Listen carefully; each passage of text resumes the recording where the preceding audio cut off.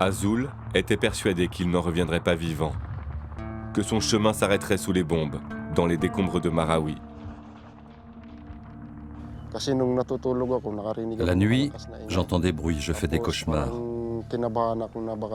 J'imagine que quelqu'un vient se venger et m'assassine. Ma conscience m'empêche de dormir à cause de ce que j'ai fait ici.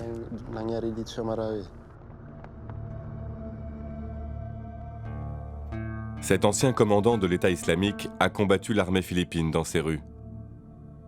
Daesh avait choisi Marawi pour y implanter son futur califat en Asie. C'est la première fois depuis la fin de la guerre il y a 2 ans qu'Azul revient sur le terrain.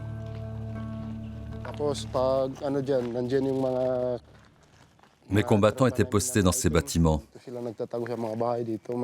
J'avais 3 ou 4 hommes armés dans chacune de ces maisons, des guetteurs.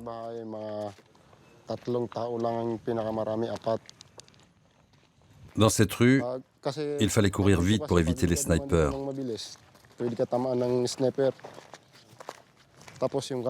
L'armée était en face et leurs snipers étaient sur les toits, juste là.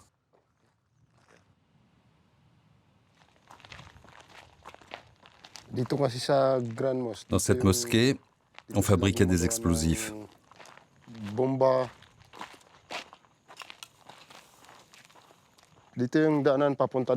Ça, c'est le chemin qui mène au sous-sol de la mosquée. C'est là qu'on gardait les otages. Et cette voiture, on l'utilisait pour transporter les munitions pour les combattants, un peu partout dans la ville. Daesh lui avait promis un salaire et une vie prospère pour sa famille. Après 6 semaines de combat et pas le moindre peso versé, il a fini par se rendre. L'armée lui a offert 430 € pour qu'il renonce au djihad. Aujourd'hui, il est libre. C'est un repenti. Je regrette ce que j'ai fait. Il ne faut surtout pas croire l'État islamique. Ils vous promettent une vie meilleure, mais au bout du chemin, il n'y a que la mort.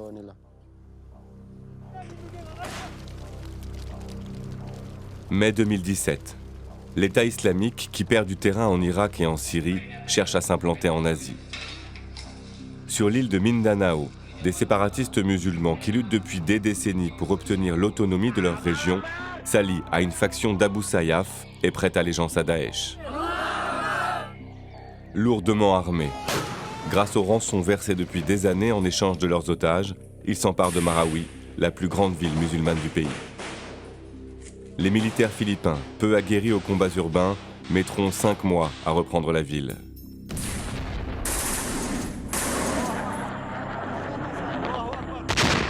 Dans cette bataille, d'une violence inouïe, 1000 djihadistes, 47 civils et 168 militaires seront tués. Un tiers de la ville est réduit en cendres.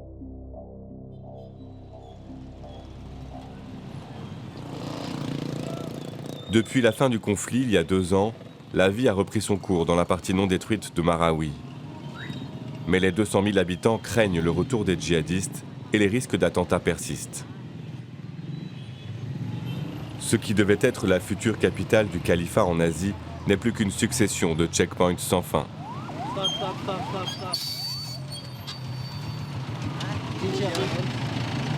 Tes papiers. Ils sont chez moi. Prends tes papiers avec toi la prochaine fois.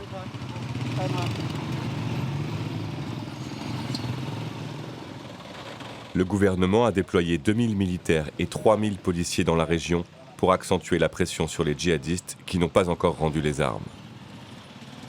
Les forces de l'ordre les traquent sans relâche depuis 2 ans. Ceux qui choisissent de se rendre passent par le quartier général des forces armées, le camp militaire de Ranao.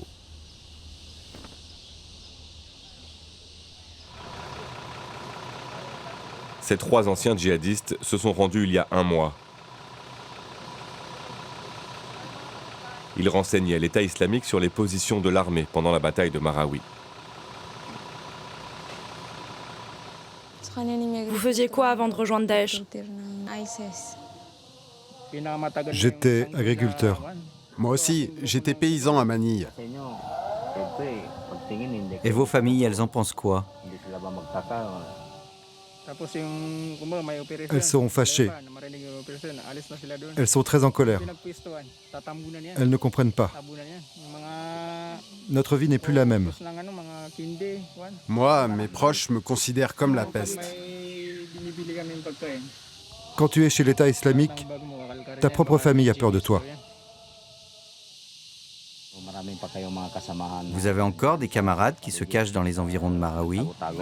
Qui ne se sont pas rendus? Non, T'es sûr? je ne sais pas. Vous savez ce qui va leur arriver si on les attrape, non?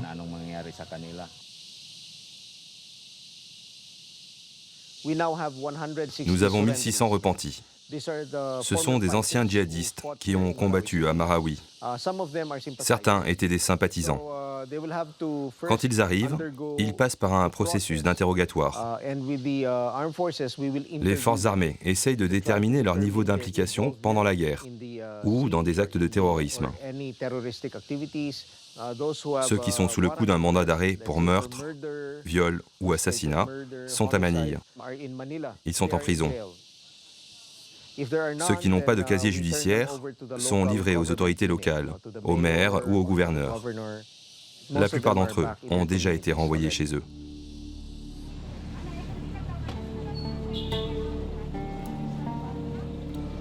À Marawi, le taux de chômage avoisine les 30% et la moitié de la population vit avec moins de 1 euro par jour.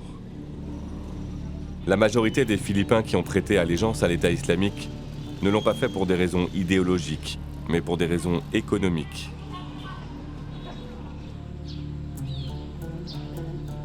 Les terroristes ont recruté beaucoup de combattants sur les rives du lac Lanao au sud de Marawi.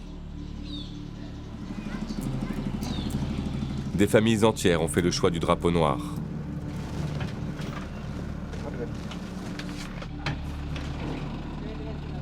Impossible de connaître leur véritable identité, ni de les rencontrer chez elles. Elles ont honte de leur passé et se cachent par peur de représailles. Angelo, Namraïda et leur fils Alnor de 13 ans étaient commerçants quand la guerre a commencé.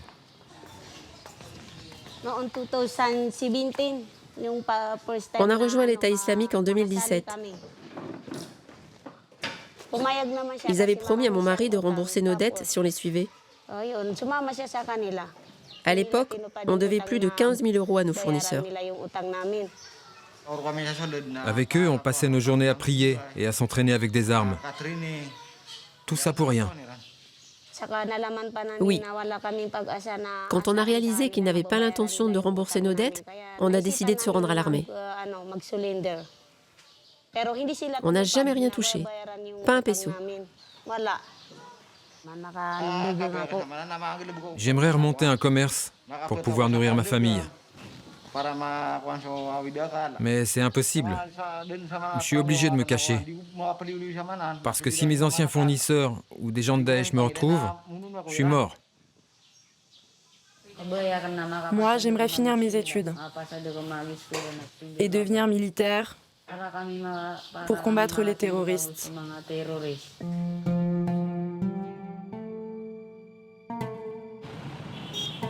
Pour recruter, les djihadistes ont aussi profité du manque d'éducation et de la crédulité d'une partie de la population de Marawi.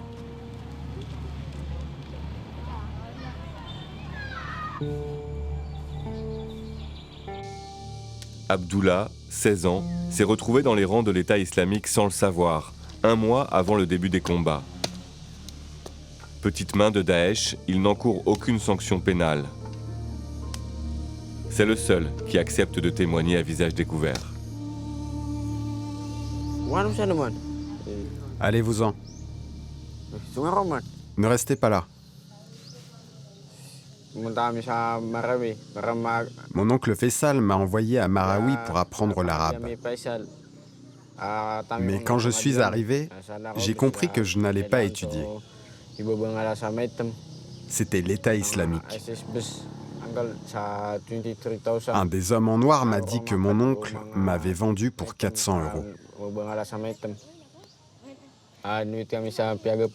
Ils m'ont emmené dans un camp d'entraînement à Piagapo. Je suis resté là 15 jours pour apprendre à combattre.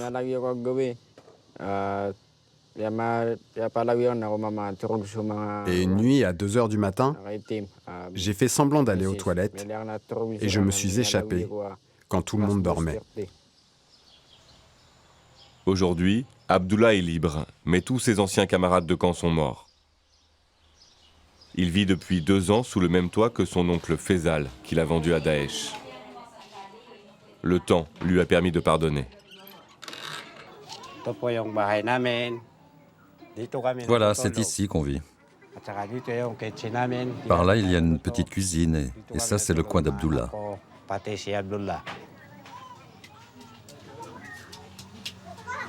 Mais Faisal n'a pas vendu que son neveu. Il a aussi vendu son propre fils aux terroristes. Un jour, des gens bien habillés sont venus chez moi. Ils m'ont proposé de l'argent pour que j'accepte d'envoyer mon fils et mon neveu étudier à l'étranger. J'ai donné mon accord, mais je ne savais pas que c'était des hommes de Daesh. Ils m'ont donné 800 €, 400 pour mon fils et 400 pour mon neveu. Quelques semaines plus tard, un ami m'a appelé pour dire qu'ils avaient été enrôlés dans l'État islamique. Je n'ai rien dit à ma femme parce que j'avais honte. Faisal affirme avoir été trompé, mais son sourire crispé sème le doute.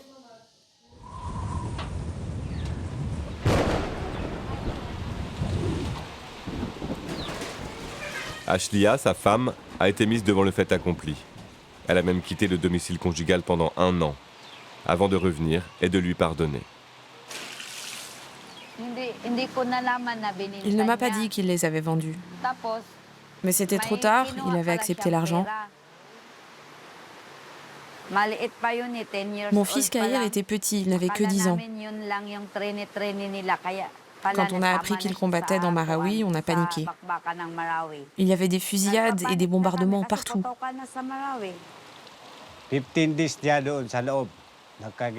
2 semaines après le début du siège, j'ai rejoint des sauveteurs qui étaient avec l'armée et j'ai retrouvé mon fils Kahir qui se cachait.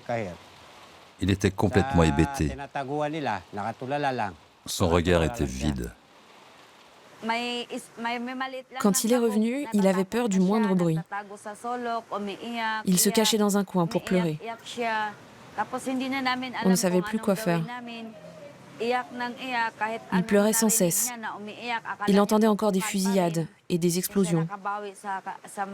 Il ne se remettait pas du choc qu'il avait subi. Il a complètement arrêté de manger. Et il en est mort.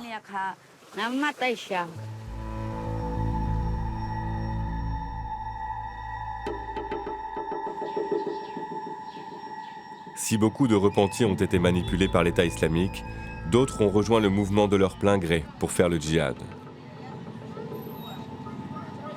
C'est l'histoire de Faïda, une ancienne recruteuse de Daesh. Elle n'a que 18 ans, mais c'est une criminelle de guerre. Pour 350 € par mois, elle a envoyé des dizaines d'hommes à la mort. Aujourd'hui, elle sait qu'elle risque la prison à vie et refuse de se rendre à l'armée. Elle accepte de témoigner parce qu'elle espère être entendue par la jeunesse de Marawi.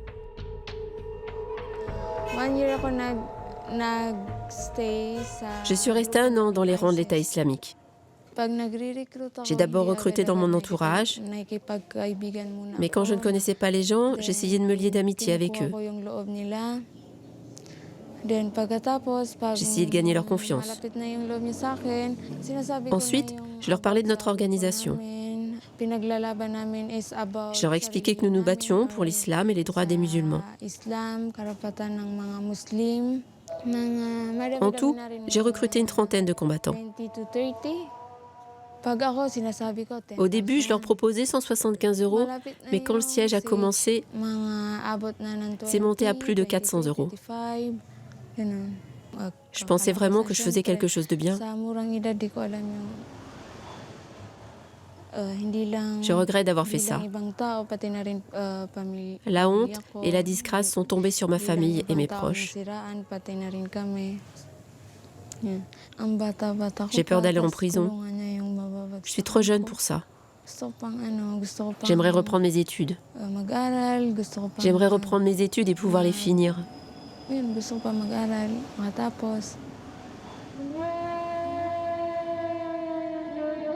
Aujourd'hui, une rancune tenace habite Marawi. Les habitants en veulent à ces repentis qui ont tué leurs propres frères et sali leur religion. Ils ne font pas la différence entre ceux qui ont rejoint les terroristes volontairement et ceux qui ont été abusés ou manipulés. Dans cette partie du sud-est asiatique, contrairement à l'Irak ou à la Syrie, Daesh n'a jamais pu appuyer sa conquête sur une adhésion populaire. Aux Philippines, les musulmans sont minoritaires. Ils ne représentent que 4% de la population de ce pays à majorité catholique. Haji Haroun, l'imam d'une des rares mosquées de la ville à avoir été épargnée par les combats, parle au nom de ses fidèles.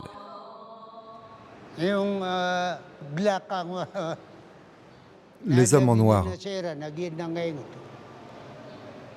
Ils ont détruit notre pays et notre ville. Ils ont tué leurs semblables. Ils les ont décapités. Ils ont même décapité des policiers et des militaires. Je ne peux pas leur pardonner. Impossible. Nous ne leur pardonnerons jamais pour toutes les souffrances que nous avons endurées jusqu'à aujourd'hui. L'État philippin, lui, cherche à tout prix à éviter un nouveau bain de sang. Derrière le président Duterte, le gouvernement prône l'apaisement et la réconciliation nationale. En échange de leur liberté, l'armée recrute des anciens hauts gradés de Daesh pour obtenir des renseignements.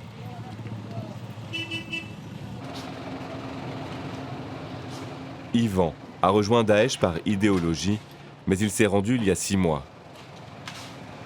Il était le bras droit d'Abu Dar, le chef de l'État islamique en Asie du Sud-Est, dont la tête était mise à prix 100 000 €. Lui, c'était notre leader, Abu Dar. Il me considérait comme son fils. J'étais son protecteur, son garde du corps. Je l'accompagnais partout. En mars dernier, Abu Dar a été tué grâce aux informations fournies par Ivan. Il parle pour la première fois.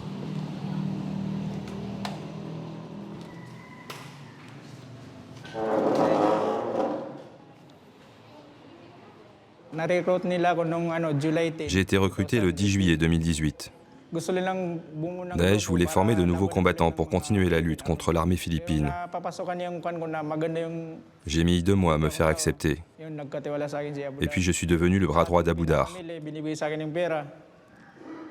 Il me donnait de l'argent pour la logistique, pour acheter de la nourriture et des armes. Mon lit était à côté du sien. Mais on se cachait. On ne mangeait pas assez. On était dévorés par les moustiques et on avait froid. Alors un jour, avec 3 autres combattants, on a décidé de s'enfuir. J'ai décidé d'aider l'armée parce qu'il y avait eu trop de victimes innocentes. J'ai guidé les militaires jusqu'à notre campement. Il était perdu là-haut, très loin, dans la montagne. Quand on est arrivé, il n'y avait personne.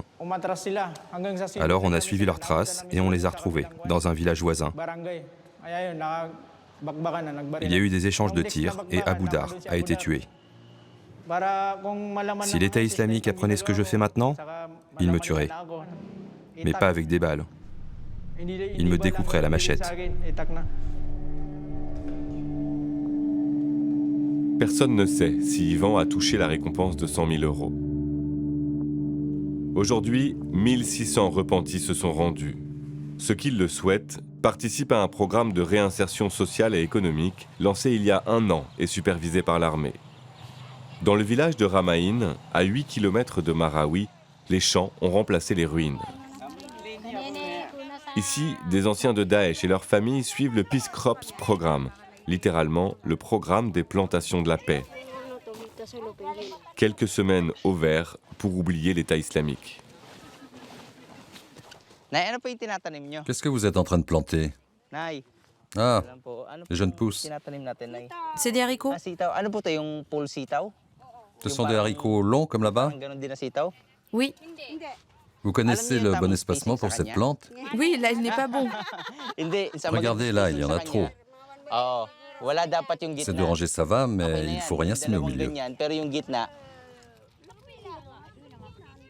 Si vous regardez le profil de ceux qui ont été recrutés par l'État islamique, vous verrez que la plupart d'entre eux sont des fermiers.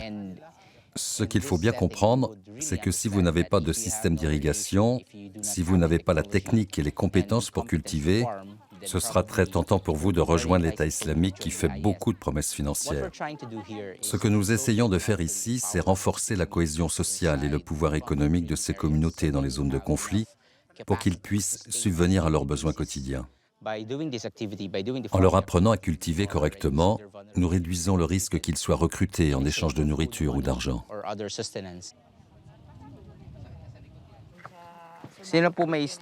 Passez-moi un bâton.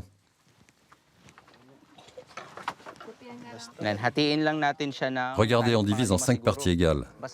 Les écarts ne doivent pas être trop grands ni trop rapprochés. Vous déposez les graines une par une, en ligne. C'est pas grave hein, si vous en mettez beaucoup. Il faut laisser 2,5 cm entre chaque graine. Ok, vous avez compris? Vous allez semer plus vite, mais il faudra faire plus attention aux racines. Il existe 3 fermes comme celle-ci dans les environs de Marawi. Au total, une centaine de repentis et leurs familles viennent chaque jour entre 5h et 9h du matin, avant que les températures ne deviennent intenables. Le dernier djihadiste à avoir rejoint ce programme s'appelle Alex. Il n'est là que depuis 1 semaine. Alex est un ancien combattant de Daesh. Il fait partie de ceux qui ont tenu le siège de Marawi en 2017. Il s'est rendu, mais un de ses fils a été tué dans la bataille.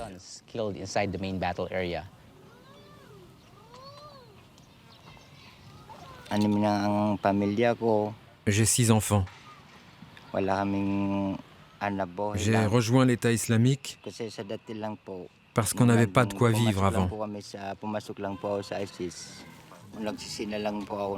Aujourd'hui, je regrette. Ça n'a mené à rien. Et ça a détruit ma vie. Travailler la terre avec les autres, ça m'aide à ne pas penser à de mauvaises choses. J'espère qu'à l'avenir, je pourrai offrir une vie meilleure et plus heureuse à ma famille.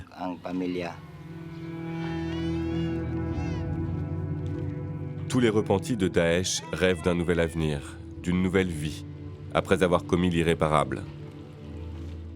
Mais dans les décombres de Marawi, les fantômes de leurs victimes rôdent toujours. Et la lenteur de la reconstruction de la ville risque de faire le lit des islamistes. De l'autre côté du lac Lanao, on raconte qu'aujourd'hui des familles se voient proposer jusqu'à 3 000 € pour rejoindre Daesh.